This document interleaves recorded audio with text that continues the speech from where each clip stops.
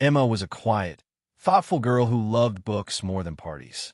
Every evening, she would sit in the city park on an old wooden bench under a tall oak tree and read stories about love, hope, and destiny. One day, while she was lost in her book, a young man named Daniel approached her. He was holding a sketchbook and looked a little nervous. "Excuse me," he said. "May I sit here? I promise I won't disturb you." Emma smiled softly and nodded. From that day, their lives slowly began to connect. Every evening, Daniel came with his sketchbook and Emma with her novel. Sometimes they didn't speak at all, but silence became their language. Other times, they shared small conversations about dreams, about fears, about the world. Days turned into weeks. Emma found herself waiting for him, and Daniel discovered that his sketches were brighter whenever she was around. One evening, Daniel finally gathered the courage. He placed his pencil down, looked at her, and said, "Emma, I don't know much about the future, but I know one thing. No matter where life takes me, I will always find my way back to you." Emma's heart raced.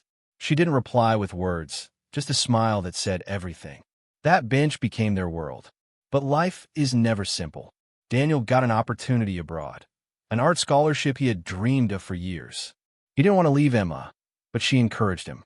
"Go," she said, holding back her tears. "Chase your dreams. If your promise is true, destiny will bring you back." Months passed, then a year. Emma kept visiting the bench, reading the same book, waiting.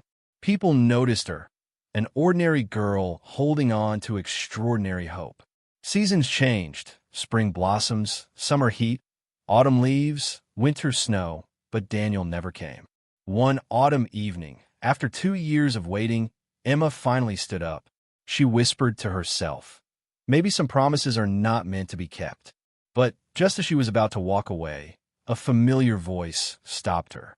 Or maybe some promises just take longer to come true. Emma turned around. There was Daniel, older, a little tired, but with the same gentle smile. In his hand was a single red rose. He knelt down and said, "I kept my promise, Emma. I found my way back to you." Tears filled Emma's eyes.